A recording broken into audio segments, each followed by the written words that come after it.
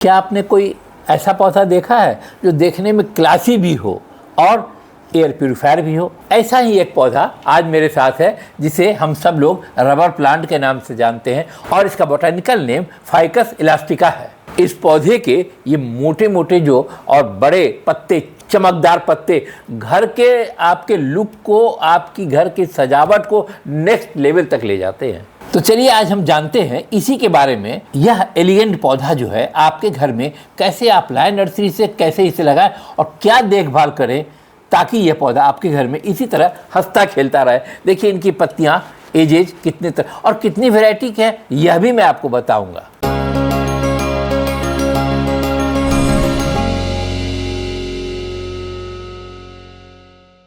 नमस्कार, मैं तरुण Chopra going green से।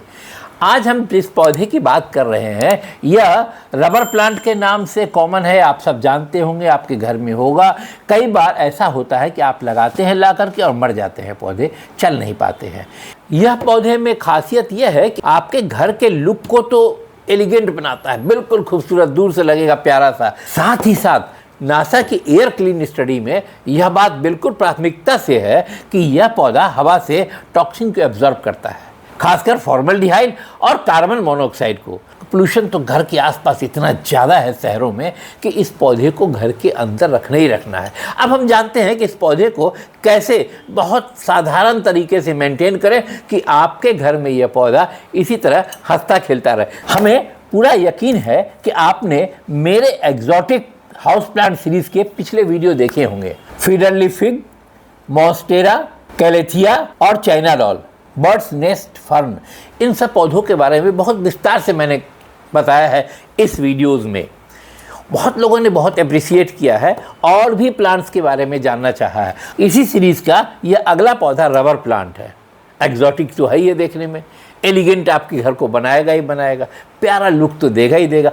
आप भी अगर इस सीरीज़ में कोई विशेष पौधे को देखना चाहते हैं, किसी विशेष पौधे के बारे में जानना चाहते हैं तो कमेंट में लिखिए अपना नाम, पौधे का नाम और रहने का शहर, ताकि हम बता सकें कि आप द्वारा इस पौधे के जानने की इच्छा जाहिर की गई है। अगर आप मेरे इस सीरीज़ का कोई भी एपिसोड अगर आप नहीं देख पाए हैं, मिस कर गया है, तो उसका लिंक मैं पिन कर दूंगा और नीचे डिस्क्रिप्शन में भी है, कृपया वहां चेक करके अवश्य देखें, फ़ायदे का वीडियो है। क्योंकि हर प्लांट एक नई कहानी बताता है। रबर प्लांट को फाइकस इलास्टिका क्यों कहते हैं? क्योंकि इनके पत्तों में, इनकी टहनियों में थोड़ा लेटेक्स होता है, अर्थात प्राकृतिक रबर होता है। पुराने ज़माने में जो उसका सफ़ेद सा दूध निकलता है, इससे रबर बना करके आम घरों में, आम कार्यालयों में प्रयोग भी किया जाता रहा है, ऐसा इतिहास बताता है। और चूंकि इसके जो दूध की तरह निकलता है कटिंग करने पे, उसमें रबर होता है, इसीलिए इसका नाम रबर प्लांट भी है। अब हम बात करते हैं रबर प्लांट की वेराइटीज़, कितने तरह के आते हैं। यह जो मेरे हाथ में है यह बरगंडी कलर है, रबर प्लांट बरगंडी। तो इस तरीके से हल्का सा कालापन लिया हुआ है, हरा और काला मिक्सचर है, बरगंडी कलर। यह बहुत कॉमन है, आसपास की नर्सरी में आपको अवश्य मिल जाएगा। एक रबर प्लांट रोबुस्टा आता है, वो आज मेरे पास नहीं दिखाने के लिए, ग्रीन उसकी पत्तियां होती हैं, वह भी आपके आसपास की नर्सरी में मिल जाते हैं। अगर आपको ग्रीन पत्तियां पसंद है तो आप रबर प्लांट रोबुस्टा ला के अपने घरों में लगा सकते हैं। अब हम बात करते हैं रबर प्लांट टिनिका। यह हरे रंग में कुछ क्रीम कलर का इस तरीके से आता है, पत्तियां इसकी इस तरह से होती हैं। यह भी कॉमन वैरायटी है, आसपास की नर्सरी में आपको मिल जाएगा, वहाँ से भी आप ले सकते हैं। और एक रबर प्लांट रूबी आता है जो कुछ लालीपन लिया हुआ पत्तियों में है। हाँ, इस तरीके से कुछ, ये देखिए इसकी पत्तियां कुछ लाल सी हैं ऊपर से, यह रूबी वैरायटी है, रबर प्लांट की रूबी वैरायटी। यह भी आप ला के लगा सकते हैं। देखिए सभी पौधों की कोई भी वैरायटी हो, रख रखाव, तौर तरीका, सॉइल, हवा, सब कुछ एक ही है, कलर का डिफरेंस है। आपको जो पसंद हो अपनी नर्सरी से आप उसे लेकर के आए। अब अगर हम बात करें इस पौधे को घर में कैसे उगाएं, आप नर्सरी से कोई भी हेल्दी प्लांट ले आइए देख करके। कलर इसके जो आते हैं वह भी मैं आपको बताऊंगा।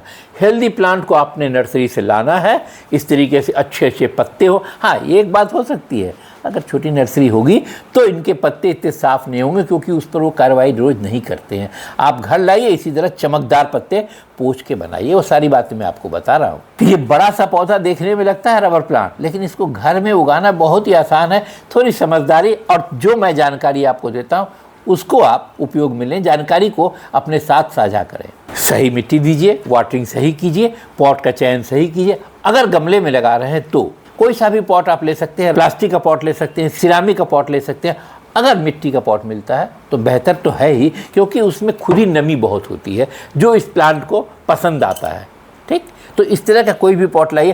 पॉट जो भी हो, आपने अपने कहाँ पे रखना है उसके हिसाब से आप डिसाइड करेंगे कि पॉट का साइज़ क्या हो। मेरे हिसाब से जो अच्छा पॉट होगा आपके लिए, अभी तो ये देखिए 10 इंच के पॉट में लगा हुआ बहुत प्यारा लग रहा है, लेकिन ये जब पौधा बढ़ेगा तो पॉट का साइज़ भी आपको बढ़ा चाहिए। अगर आप चाहते हैं कि आपके कमरे में एक किनारे इस तरीके से लगा रहे और ऊपर तक जाए लंबा, कम से कम 22-24 इंच का पॉट अवश्य लीजिए। पॉट को परचेज करके लगाने में सबसे बड़ी सावधानी क्या है कि इसका ड्रेनेज होल बिल्कुल खुला हो।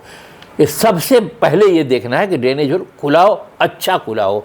मैं हर प्लांट्स के बारे में बात करने समय यही बताता हूँ कि ये ड्रेनेज होल इनका अच्छा खुला होना चाहिए। अगर हम बात करें इसके लिए सॉइल कैसा बनेगा, देखिए इसको जमी हुई मिट्टी बिल्कुल कठोर सी हो जाती है, वो इसे पसंद नहीं है। इसे पसंद है वो सॉइल जो पोरस भी हो, पानी को थोड़ा रोक के भी रखे। जो आप सॉइल कंस्ट्रक्शन इसके लिए बनाएंगे उसमें क्या क्या मिलाएंगे, आप मिलाइए थोड़ी सी गार्डन सॉइल, थोड़ा सा इसमें कोकोपीट अवश्य डालिए, और आप मिलाइए वर्मी कंपोस्ट थोड़ा थोड़ा, बहुत कम आप नीम की खाद इसमें डालिए 10% के लगभग। थोड़ा आप बदरपुर रेत अथवा कोई भी जो कंस्ट्रक्शन की रेत होती है मोटी वाली, वो इसमें अवश्य मिलाएं। हर बार की तरह थोड़ा सा आप इसमें मिलाइए एंटी फंगल पाउडर, कभी भी जड़ों में कोई सड़न ना आवे। कहते हैं ना पहले बचाव कर लेना चाहिए, बीमारी आने से पहले बचाव आवश्यक है। तो आप थोड़ा सा कोई सा भी एंटी फंगल पाउडर मिलाइए, और हर बार की तरह इप्सम साल्ट तो आपने मिला नहीं है, जो मेरा फेवरेट इसलिए है कि किसी भी पौधे की जड़ों को वो बहुत अच्छी तरह मजबूत बनाता है, और पौधे का अपना कलर जो होता है उसको ब्राइट करता है। फोटोसिंथेसिस लेने की क्षमता पौधे में बढ़ जाती है, और जब यह बढ़ेगा फोटोसिंथेसिस अर्थात जब घर का ईंधन अच्छा चलेगा तभी तो भोजन बनेगा, और इसी फोटोसिंथेसिस से पौधे अपना भोजन बनाते हैं और तब ये अच्छा ग्रोथ करते हैं। इतना सब मिला करके वेल ड्रेनेज अगर सॉइल आप बनाते हैं और इस पॉट में लगाते हैं, तो चूँकि आप गार्डन से जब लाएंगे ये इस तरीके से प्लास्टिक के पॉट में 6 इंच के पॉट में मिल जाएगा। हो सकता है कि 6 इंच के पॉट में ना मिले तो आपको नर्सरी पॉली में मिल जाए, काली वाली थैलियों में मिल जाए, तो भी आप ला सकते हैं इस तरीके से। अब अगर हम बात करें इस पौधे के खास केयर और मेंटेनेंस के बारे में, रबर प्लांट को सबसे ज़्यादा पसंद आता है कंसिस्टेंसी। एक जगह हमें आप रख दीजिए, ज़्यादा डिस्टर्ब ना कीजिए, मैं खुश हूँ। अगर रूटीन में आप एक जगह इसे रख देते हैं, सालों साल आपका ये साथ देगा। इस पौधे को ब्राइट इनडायरेक्ट सनलाइट पसंद है। हाँ, अगर आपने इसे ज़मीन में लगाना है तो आप डायरेक्ट सनलाइट के नीचे भी लगा सकते हैं, लेकिन कुछ दिनों तक आपको इसका ध्यान रखना पड़ेगा कि इस पर बहुत ज़्यादा सूर्य की रोशनी ना पड़े। और जब ये बड़े हो जाते हैं तो दरख्त की तरह हो जाते हैं, जैसे आपने नीम का पेड़ देखा होगा और पौधे देखे होंगे बड़े बड़े, वैसे हो जाते हैं, तब तो वहाँ ये चलेगा। लेकिन गमले में जब आप लगा रहे हैं तो जैसा मैंने लाइट बताया, ब्राइट इनडायरेक्ट सनलाइट में ही रखें। हो सके तो नॉर्थ ईस्ट फेसिंग वाली जो बालकनी है अथवा खिड़की है, वहाँ भी इस पौधे को आप लगा सकते हैं, वहाँ बेहतर चलता है ये। अगर छोटा पौधा आपने रखा है, पॉट में रखा है, और इसे धूप में कड़ी धूप में रख दिया तो इसके पत्ते जल सकते हैं, खराब हो सकता है पौधा आपका। कहीं कहीं ये भी परेशानी होती है, कोई बेसमेंट में घर है अथवा आप कार्यालय में रखना चाहते हैं, वहाँ बिल्कुल रोशनी कम है, तो वहाँ पे ग्रो लाइट भी आप लगा सकते हैं इस पौधे के फ़ायदे के लिए। देखने में बुरा नहीं लगेगा, लेकिन पौधा आपका बहुत हेल्दी रहेगा। आजकल मार्केट में इस तरह के ग्रो लाइट पौधों के लिए खास बहुत बनाए जा रहे हैं और बहुत बिक रहे हैं, आप वो भी लेकर के इस पौधे के आसपास रख सकते हैं। अगर हम बात करें इस पौधे को टेम्परेचर कैसा चाहिए, देखिए 18 से 30 डिग्री तक का अगर टेम्परेचर होता है तो ये पौधा हंस हंस के आपको बोलेगा आपने तो मेरा मूड ही ठीक कर दिया, और पौधा आपका मूड ठीक कर देगा, क्योंकि आपने इसके मतलब का सॉइल बनाया, पॉट लिया अपने मतलब का, इनके मतलब की लाइट दे रहे हैं, इनके मतलब की वाटरिंग कर रहे हैं, तो ये पौधा हंस हंस के खुश होकर आपको खुशियों से भर देगा। इस बात का बिल्कुल ध्यान रखिएगा।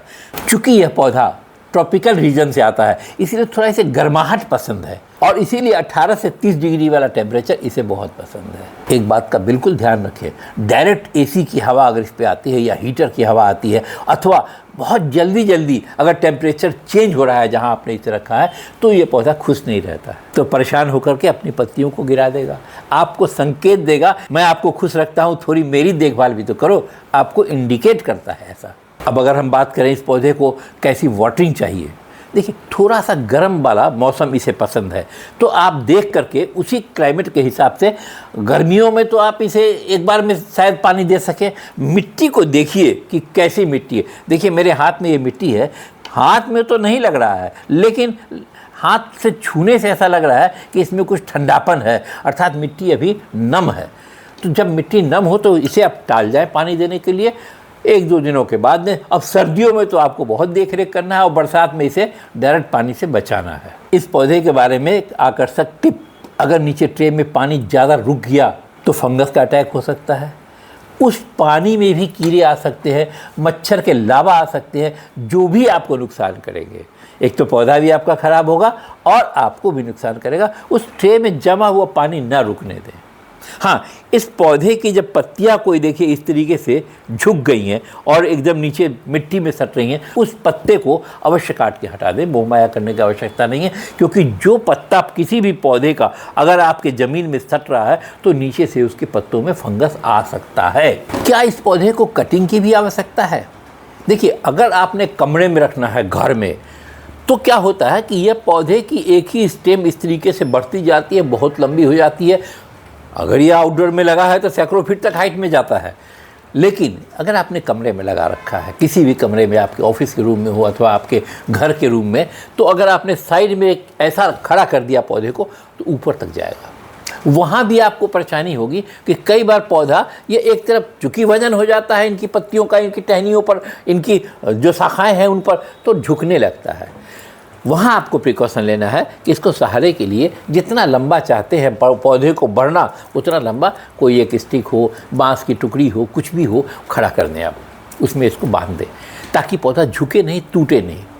और आप चाहते हैं कि ये 8 फीट से ऊंचा ना हो तो 8 फीट पे इसकी कटिंग कर दें। यूँ एक बात ध्यान रखें कि इसकी कटिंग उस समय आप ग्लव्स जरूर पहनें, क्योंकि इसके जो दूध निकलता है वाइट सा, जिसे सैप कहते हैं, और कई बार उसके दूध को हाथ में लगने से किसी किसी को एलर्जी वगैरह हो सकती है, तो आप ग्लव्स का प्रयोग करें, इसे काट दें। अब इसकी ग्रोथ सीधी तो रुक गई, लेकिन लाइव प्लांट है, ये बढ़ना तो बंद करेगा नहीं, तो क्या होंगी, इसके हर नॉट से जहाँ जहाँ पत्तियाँ हैं ना, इनके बीच में जो जगह होती हैं, यहाँ से अपनी शाखाएँ बढ़ाने लगेगा। तो पौधा आपका इस तरीके से बूसियर भरा हुआ लगेगा और बड़ा हो जाएगा, भर जाएगा बिल्कुल, लेकिन हाइट इसकी रुक जाएगी। इस बात का ध्यान रखें। फिर जो आपने कटिंग किया उससे आप दूसरा पौधा बना लेंगे, वह भी मैं आपको आगे बताऊंगा कैसे। तो वहाँ कटिंग की आवश्यकता है। और जब आपके इस पौधे की कोई पत्ती सड़ गल गई हो, ख़राब हो गई हो, तो उसको कट करके हटा दें, जैसा मैं आपको बराबर बताता हूँ। कटिंग किसी भी शार्प टूल से कीजिए और टूल को आप स्टेलाइज कर लीजिए। घर में आपके जो भी स्टेलाइज़र हो कोई, अथवा आपके पास डिटॉल का पानी हो उससे, अथवा 3% का अगर हाइड्रोजन पेरोक्साइड होता है तो उससे, कैंची हो या कटर हो, उसको आप उसको साफ करके तभी इसकी कटिंग करें। मॉडरेट ह्यूमिडिटी पसंद है इस पौधे को, अर्थात ना बहुत ड्राई हो और ना ही बिल्कुल डंप हो, ऐसा क्लाइमेट इसको पसंद है। कभी कभी इस पौधे के नीचे में आप किसी कटोरे वगैरह में, बर्तन में पानी भी आसपास इसके रख दीजिएगा, उससे भी मॉइस्चर आता है इनके पत्तों पे, जो इस पौधे को अच्छा लगता है। जहां आपने रखा है कार्यालय में, घर में, अगर एसी चलता है तो सप्ताह में 1-2 बार इनकी पत्तियों पर पानी का मिस्ट अवश्य करें। इस पौधे के बारे में जब मैं इतनी बात करूं तो इस पौधे की एक और पसंद नापसंद आपको पता होनी चाहिए। इस पौधे को यह भी पसंद है कि सप्ताह में 1 दिन इस तरीके से गीले कपड़े से इनकी पत्तियों को आप साफ कर दें। यह इस पौधे को बहुत पसंद है। अगर समय हो सके तो निकालिए इसको ना, नीचे से ऊपर से। क्या होता है, इस पत्तियों पर जब कोई धूल कण आ जाते हैं, चिपक जाते हैं, तो इनकी पत्तियों का सांस घुटता है, रुकता है सांस, क्योंकि इन्हीं पत्तियों से तो ये फोटोसिंथेसिस करते हैं और फोटोसिंथेसिस से ही अपना भोजन बनाते हैं। तो जब किसी के भोजन प्राप्त होने का रास्ता बंद हो जाएगा तो आप क्या ही उम्मीद कीजिए कि पौधा आपका अच्छा चलेगा। अगर हो सके यह प्रक्रिया कीजिए।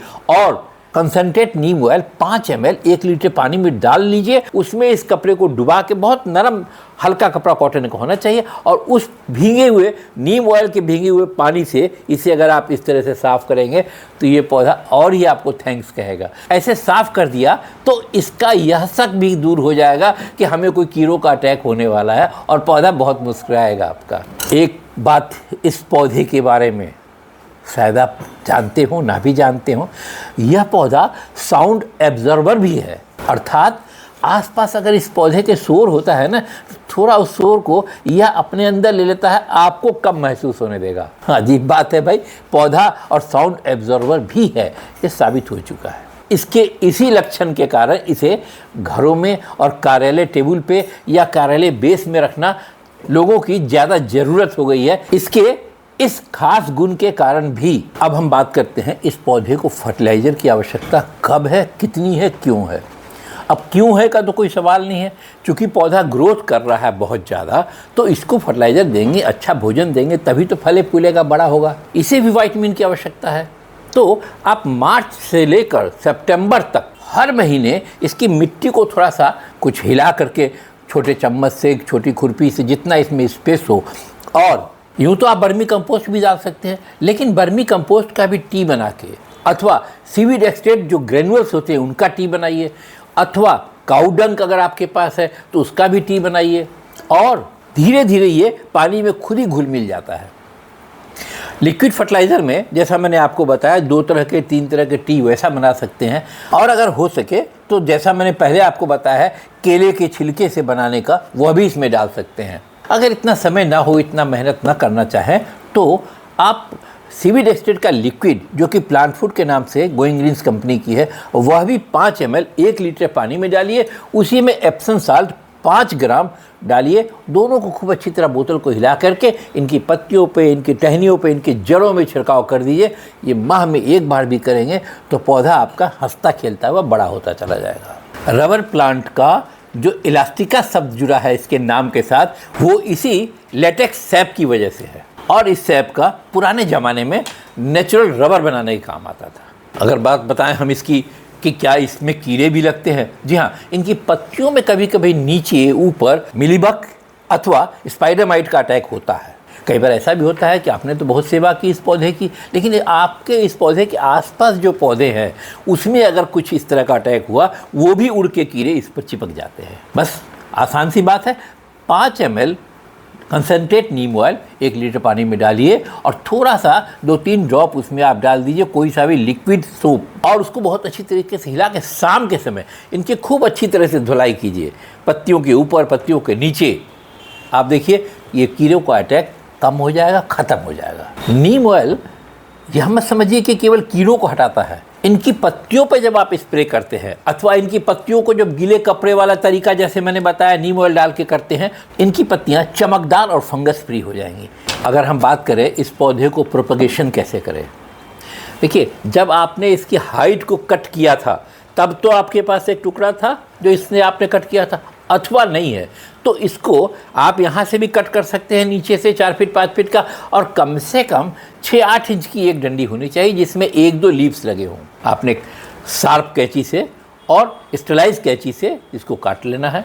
काटने के बाद प्रयास करें 2-4 घंटे को इसे यूं ही छोड़ दें। कटिंग करने के बाद उस जो इससे सैप निकला है, वाइट सा सैप निकलता है, तो उसे आप या तो टिश्यू पेपर वगैरह से पोंछ दें, अथवा 2-1 घंटे के लिए यूं ही छोड़ दें, तो वो सूख जाएगा, वो एरिया उसका सूख जाएगा थोड़ा सा। और तब गोइंग ग्रीन्स का रूटिंग हार्मोन आता है, जब भी आप प्रयोग करें तो उतना ही निकालें जितना आपके प्रयोग में होगा। अगर इनकी उस टहनी के नीचे आपने रूटिंग हार्मोन्स लगा दिया, और वैसा सॉइल जो आपने लिया है, अथवा सीड एंड बल्ब्स के लिए स्पेशल सॉइल भी जो इन कटिंग के लिए, सीड्स के लिए, बल्ब्स के लिए आइडियल है, आप वो भी ले सकते हैं, ऑनलाइन मिल जाता है हमारी वेबसाइट पे। तो उसका मिक्सचर बना के उसमें इस टहनी को रूटिंग हार्मोन लगा करके 10-5 मिनट ठहर जाए, रूटिंग हार्मोन उस डंडी पे चिपक जाए तो इस सॉइल में लगा दीजिए। हल्का पानी का मिक्स कीजिए, और ऐसी जगह पे जहाँ ब्राइट इनडायरेक्ट लगती हो लाइट, डायरेक्ट लाइट की आवश्यकता नहीं है, वहाँ रख दीजिए। दूसरे तीसरे दिन इनकी पत्तियों पे, टहनियों पे थोड़ा स्प्रे कर दीजिए पानी का। जब भी आप कटिंग को लगाएं ध्यान रखें कि ना इसकी जड़ें सूखें और ना ही आसपास की इसकी हवा बहुत गर्म हो, थोड़ी नरम होनी चाहिए। थोड़ा कहते हैं ना, नमी वाली जगह पे कहीं रख दीजिए, इससे चलता रहेगा। ये जल्दी इसकी ग्रोथ हो जाएगी, कटिंग जल्दी सक्सेस हो जाएगा। लगभग 1 महीने में इसमें जड़ें आ जाएंगी। जब इनकी जड़ें 3-4 इंच की कम से कम हो जाए तो इसे आप ट्रांसफ़र कीजिए नए पॉट में। देखा आपने, रबर प्लांट को प्रोपगेट करना 1 से 2 और 2 से 4 बनाना कितना आसान है। इसी तरीके से आप बनाइए आपका प्लांट। अगर हो सके तो यह प्रक्रिया आप फरवरी मार्च में करें, अथवा बरसात के दिन जब शुरू होते हैं जुलाई अगस्त में आप करें, और ज़्यादा सक्सेस होने के चांसेस होते हैं। यह पौधा अगर अच्छी तरह देख रेख करें और अगर आपने आउटडोर में लगाया है तो ये सैकड़ों फीट ऊपर तक जा सकता है।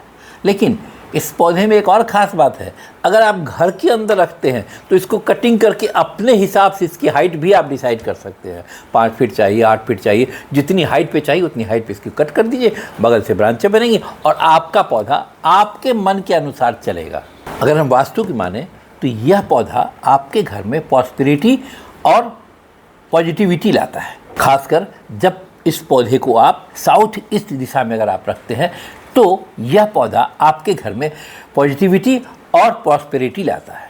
आज हमने आपसे बात किया फाइकस इलास्टिका के बारे में, रबर प्लांट के बारे में। सारी बातें मैंने आपको बताई। इस पौधे को आप कैसे नर्सरी से लाएं, कैसे पॉट में लगाएं, कितने बड़े पॉट में लगाएं, क्या सॉयल स्ट्रक्चर बनाएं, क्लाइमेट इसे कैसा चाहिए, पानी हवा कैसा चाहिए, सब कुछ मैंने आपको इस पौधे के बारे में विस्तार से बताने का प्रयास किया है।